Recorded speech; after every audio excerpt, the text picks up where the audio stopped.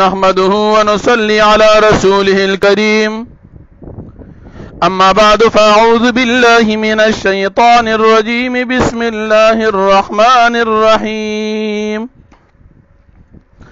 وإذ قالت الملائكة يا مريم إن الله اصطفاك وطهرك واصطفاك على نساء العالمين صدق الله العظيم.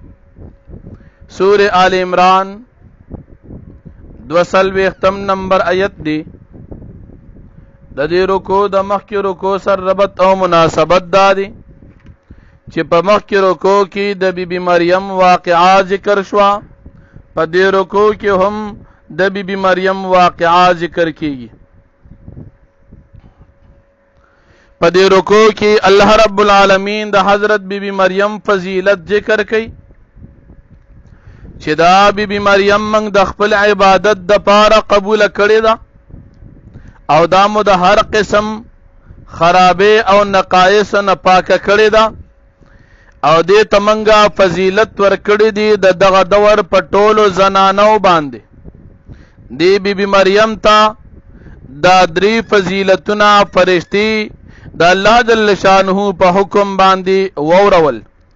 دې کې یو مسله ذهن کې یاد ساتو چې د فرشتي خبرې کول دا د نبوت دلیل او نښه نه ده.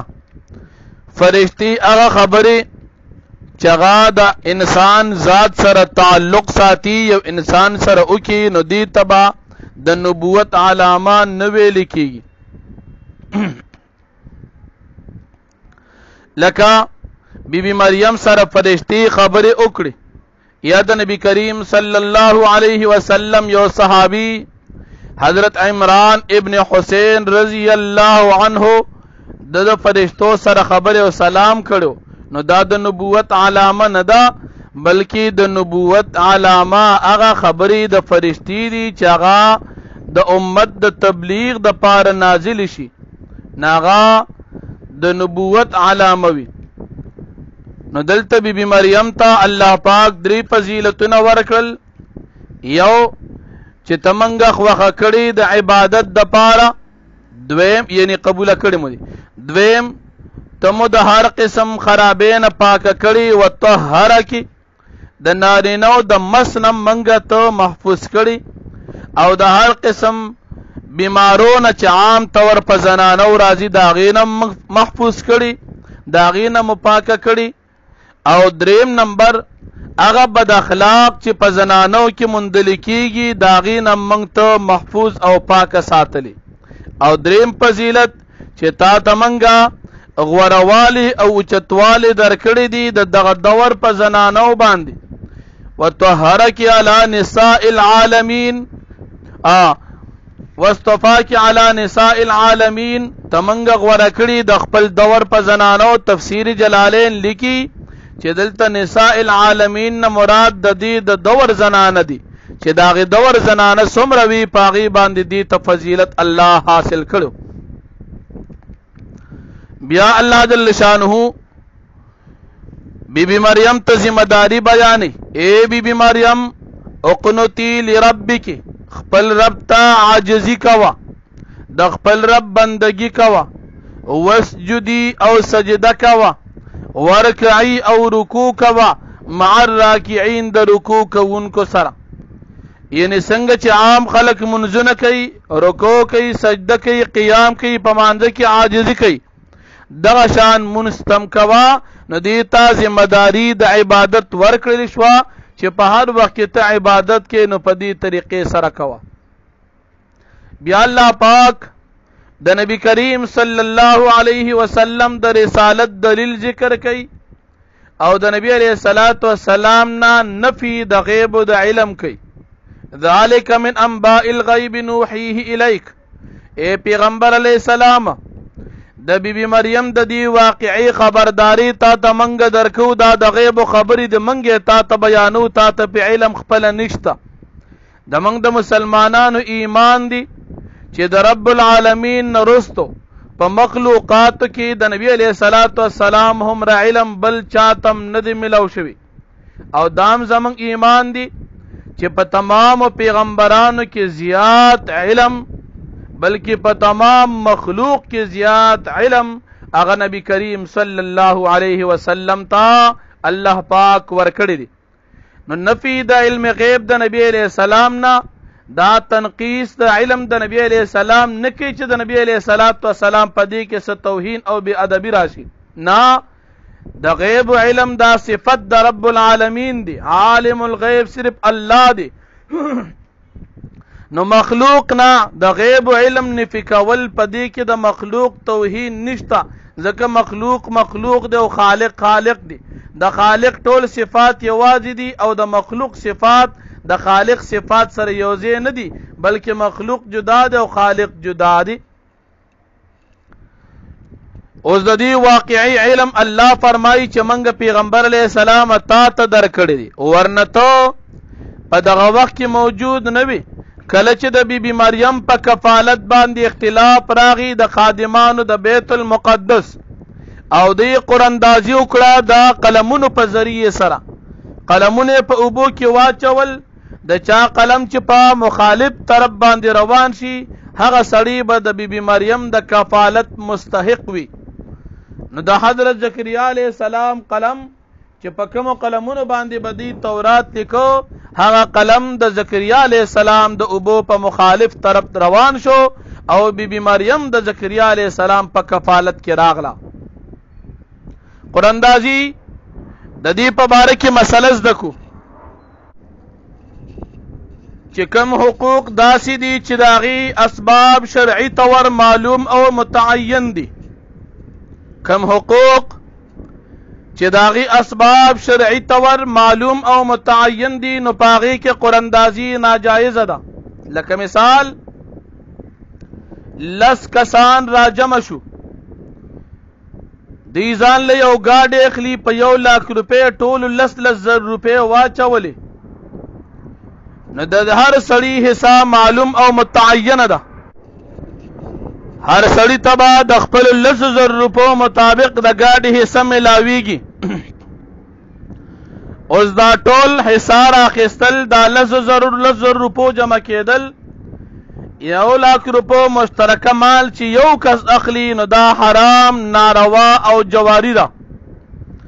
لکه نن سبا چې کومې قراندازۍ کېږي ټکټونه خلک واخلي په 10 کسانو باندې مثال د 100 روپو یو څیز مشترکه واخلي او بیا دا ټول 100 روپو دا مال یو کس ته ملو شي نو د ورکړي د 10 روپۍ او د تمال ملو شو د 100 روپو دا 10 کم 100 روپۍ دا جواری حرام او ناروا دي. نو دا قاعده یاد وساتئ چې د کوم حقوق او اسباب شرعي طور معلوم او متعین وي، د کوم حقوق او اسباب چې ته د حق مالک کېږي د هغې سبب معلوم دی متعین دی، اوس په دې کې قراندازي کول حرام ناروا او دغه مال به د جوارح حسابېږي.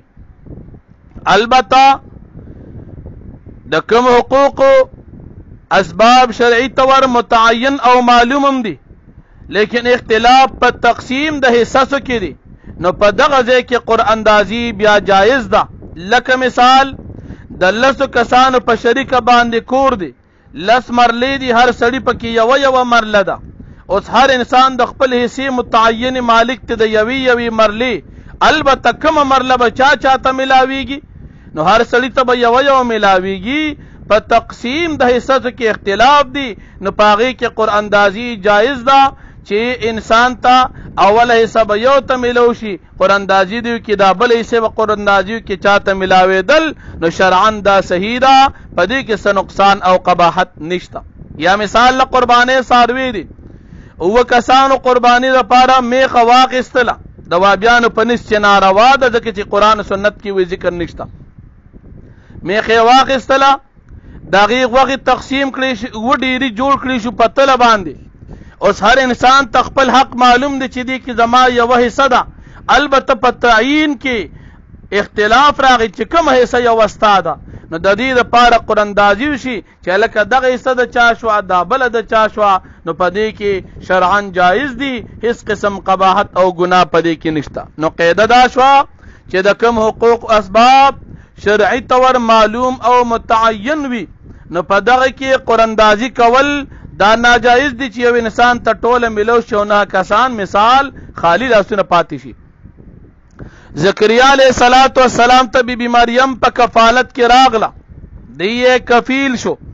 زکریا علیه السلام ډېرې ښې طریقې سره تربیت او نگرانی کوله. پرون درس کې دا خبره تیره شوې وه.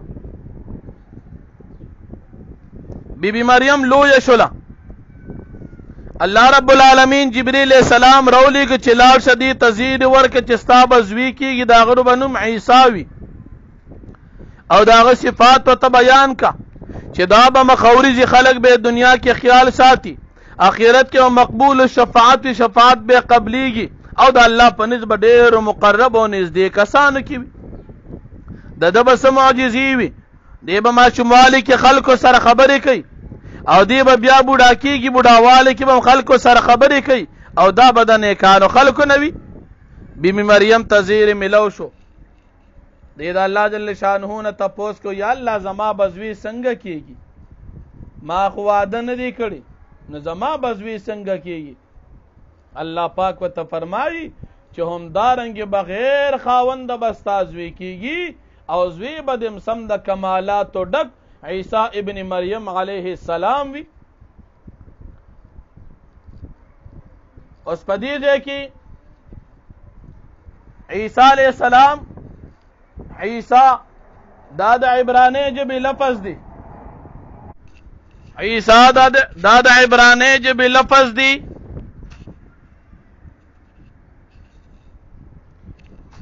اسمه المسیح عیسی ابن مریم. مسیح دا د عبرانی ژبې لفظ دی، مسیح هم د عبرانی ژبې لفظ دی، او عیسی هم د عبرانی ژبې لفظ دی. مسیح دا د مشیحانه جوړ شوی دی. مسیح د مشیحانه، اصل کې مشیحا، لکه څنګه د موسی علیه السلام خپل نوم موشا په عبرانی ژبه کې، بیا تیرستو موسی جوړ شو. نو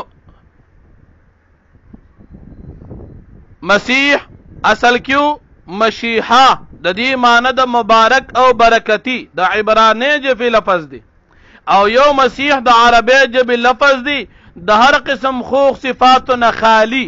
مسیح زائله شوی، مسخه شوی، نو دا د دجال نوم دی. مسیح په عربی کې د دجال نوم دی، او مسیح چې د مشیحانه جوړ شي په معنی د مبارک، دا د عیسی علیه السلام لقب دی. دا خبر یاد ساتي، دواړو ته مسیح ویل شي، یو مسیح ابن مریم او بل مسیح الدجال، لیکن اول مسیح د مشیحا مبارک معنی باندې، او دویم مسیح دجال د عربی ژبې لفظ دی په معنی د مسخه شوی، خراب کړی شوی، ختم کړی شوی، زایله کړی شوی. بل د عیسی علیه السلام لقب خو مسیح دی، خپل نوم دی عیسی. په عبرانی ژبه کې دا ایشوع، عبرانی ژبه کې د عیسی علیه السلام نوم ایشوع په معنی د سردار باندې، بیا وروسته ته عیسی جوړ شو. عیسی علیه السلام خپل نوم دی، مسیحي لقب دی، او ابن مریم دی کنیت دی. عیسی علیه السلام متعلق د مرزا غلام احمد قادیانی بی وقوف خر، داغه څه خطرناک عقاید نظریات ته غم د ته مختصرا وي. دا مرزا غلام احمد چې دا ډیر لوی خرو، او په خرو کې غټ خرو. دی خر په 1880 پورې دا دعوه کوله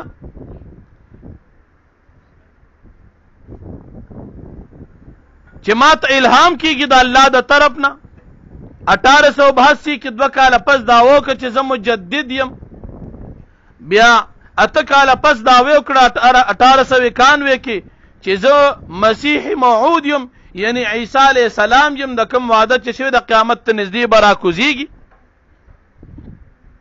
1898 کې دعوه وکړه چې زه امام مهدي یم، او بیا 1899 کې یعنی یو کال بعد دعوه وکړه چې زه د نبی کریم صلی الله علیه وسلم عکس داغه پروتستیت او داغه نقل زویلی بروزی پیغمبر یم. او 1901 کې د خر دعوه وکړه وایي زه د آخر زمانه پیغمبر یم. نو د ډېرې زیاتې ګډې وډې ویلې دي، باقاعده د ده د ګډو وډو ټول کتابونه ډک دي.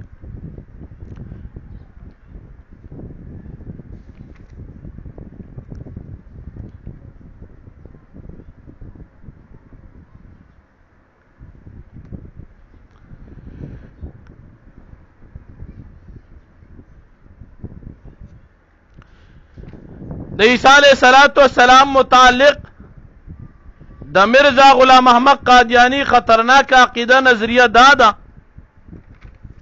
نعوذ بالله نقل کفر نباشد چې عیسی علیه السلام با د پردو زنانو سره تعلق ساته، نعوذ بالله. روحانی خزائن د خر کتاب دی، دا مرزا غلام خر دی کې لیکي روحانی خزائن نمبر 11 جلد نمبر 11 صفحه نمبر 291 دی کې دا لیکي.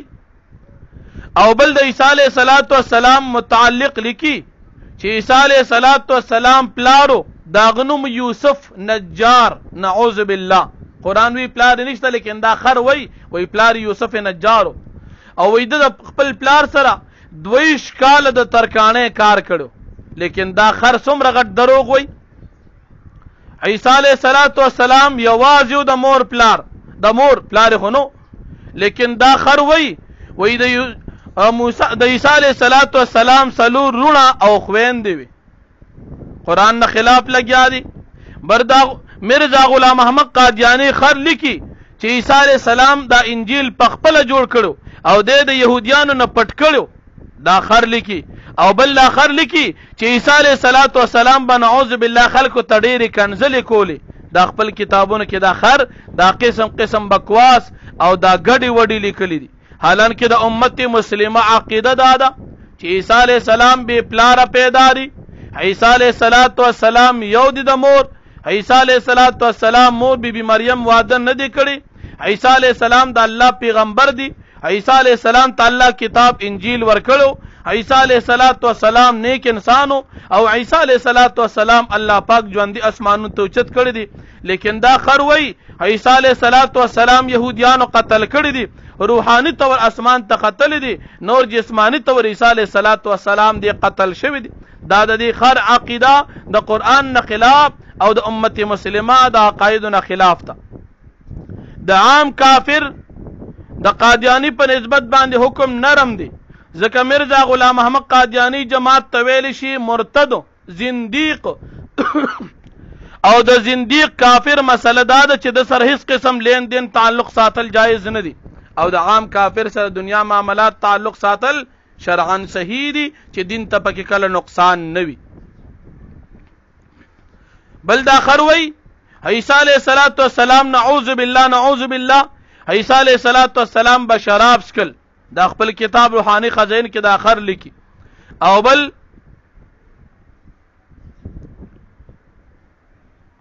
وی عیسی علیه السلام نعوذ بالله د خدای داوم کړی و. نو داسې قسم بکواس او فضولیات دا دی خر لیکلی دی په خپل کتاب روحانی خزائن کې چې دا د قادیانانو مرکزی کتاب دی. په دې کې دا شان ګډې وډې موجود دی. عیسی علیه السلام د الله پاک پیغمبر دی، د الله جل شانه علم ورکړو د کتاب د حکمت د تورات د انجیل. او الله پاک فرمایي چې د تمنګ معجزات ورکړو. یو معجزه مو دا ورکړي چې د خټینې مارغه جوړ کړه، هغه به الوته د الله په حکم. دویم بیمار به چې کوم پیدایشي بیمارو، پیدایشي ړوند یا پیدایشي برګي، هغه باندې به دم واچو د الله په حکم با جوړېدو.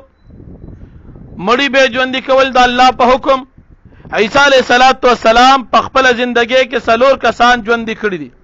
یو د ملګرو عازر نومیو، هغه ژوندي کړو. دویم د یوې بوډۍ زوی چې ډېر او پس خپو، هغه ژوندي کړو. دریم یو عاشر چې عشر به راغونډو د هغه لور وه، هغه ژوندي کړې وه. او بل د نوح علیه السلام زوی سام چې دغه وخت کې د 4,000 کاله شوي چې وفات شوي او دی ژوندي کړو. دا د عیسی علیه السلام معجزه وه، د الله په حکم باندې به ژوندي کول. او بل چې چا به کور کې څه خوراک وکړو کم به ذخیره کړل هغې علم به الله د ته ورکو نو دا د معجزه و سبب به ده ورته چې تاسو دا خوړلی دي او دا په کور کې جمع کړي دي. عیسی علیه السلام خپله ذمہداري خلکو ته بیانوي د الله جل شانو طرف نه چې کوم څیزونه حلال دي بیانوي او چې کوم څیزونه حرام دي هغه بیانوي. عیسی علیه السلام خلاف کله یهودیان راجم شو او د عیسی علیه السلام په باره کې د قتل منصوبه تیار کړه. عیسی علیه السلام خپل ملګري راجم کړل دی په یو کور کې دغه کور نشاندهی د یهودیانو ته شیطان ورکړه چې عیسی علیه السلام په دې فلانی کور کې فنا اخیستې را. یهودیان ناجمه شول په عیسی علیه السلام باندې حملې لپاره. عیسی علیه السلام سره دی وخت خپل ملګری دي حواریین چې دا 12 کسان دي یا یو کم 13 کسان دي. حواری هغه چاته وي چې هغه دوست معنی باندې راځي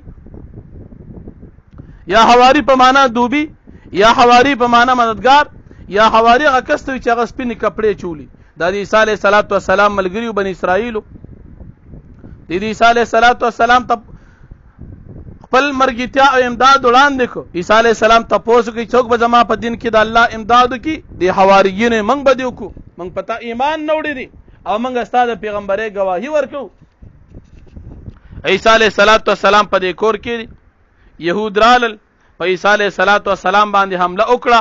اوس دې معلومات کې چې عیسی علیه السلام چرته دي نو دې کې رستو ان شاء الله تفسیر کې بیا هم راشي چې د يهودي یو خپل ملګری دنه کې چې تکور کې وګور چې عیسی علیه السلام چرته دی. دې کې بیا دوه خبرې دي. یو دا چې دا کوم يهودي دی کور ته دن نشو يهودي دن نشو هغه چې واپس راوته نو شکل صورت داغه د عیسی علیه السلام پشانو نو دوی ملک او پانسی کو نو دی کافرانو خیال دار چې موږ عیسی علیه السلام قتل کو. عیسی علیه السلام الله جل شانه ژوندې اسمانو ته اوچت کو.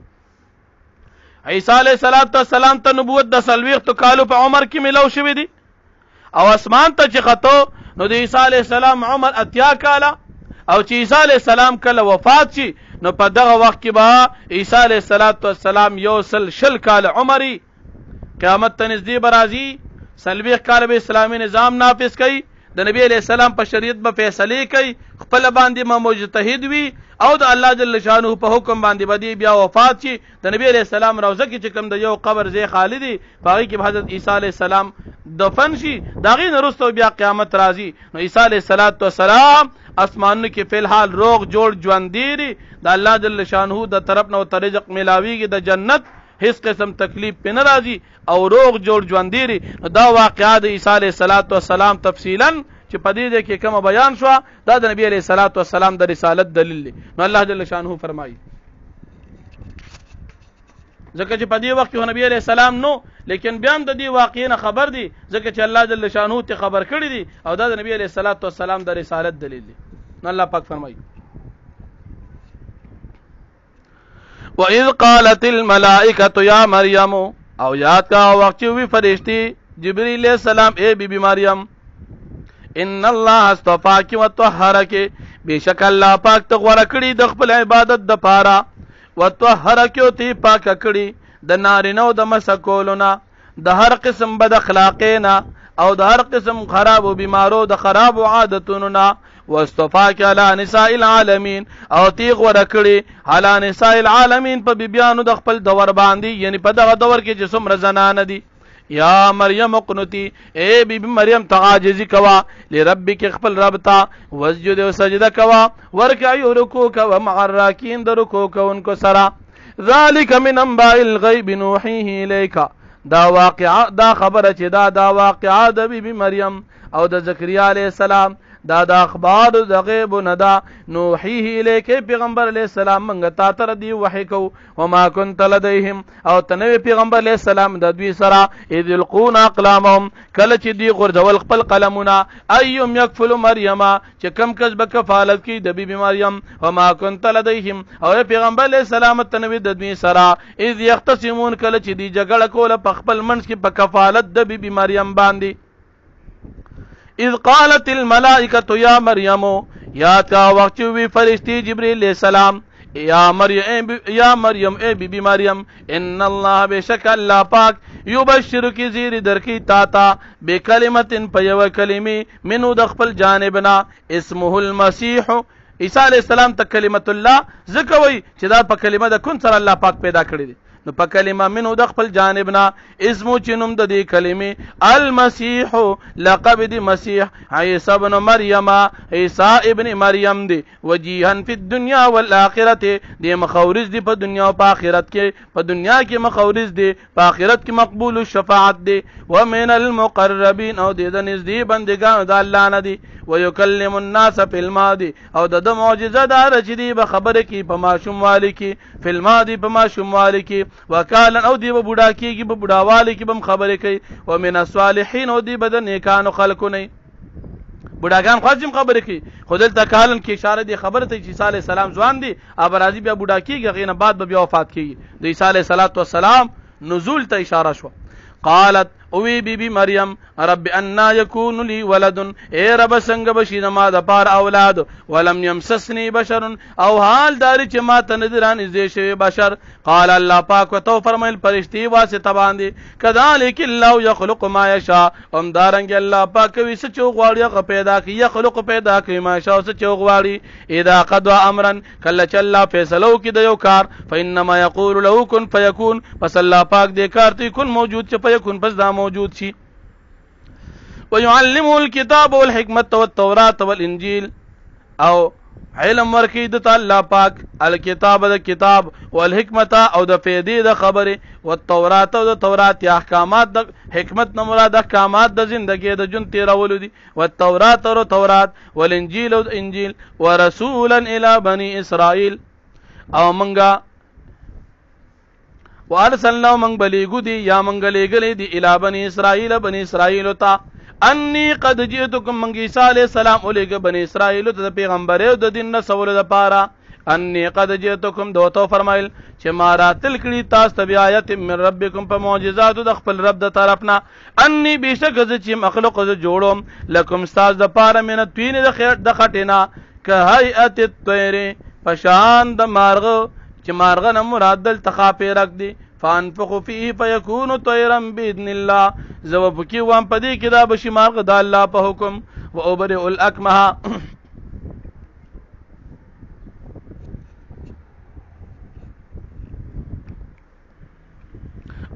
الاکمه او زو صحت ور کوما د الله په حکم سره الاکمه برګي او لون نابینا تا چې پیدایشي وي ول ابرص او برګي مرستا چې دا لا علاج بیماری واحيي الموتى باذن الله او ژوندکم مړي د الله پاک په حکم باندې وانبئكم بما تاكلون او خبرداري درکم تاسو ته پاسه باندې چې تاسو خوري او ما تدخروا چې تاسو ذخیره کوي په بيوتکم په خپل کورونو کې ان في ذلك يقينا پدې کې لآیه خامخانه خرادن ولکم استاد پارزه ما د نبوت ان کنتم مؤمنین کچره تاسو مؤمنان یې ومصدقا لما بين يدي من التوراة او مارات لکړي تاسو ته په داسې حال کې چې تصدیق کوونکي دا کتاب بین یدی چې زما سره دی لما دا غسو بین یدی من التوراة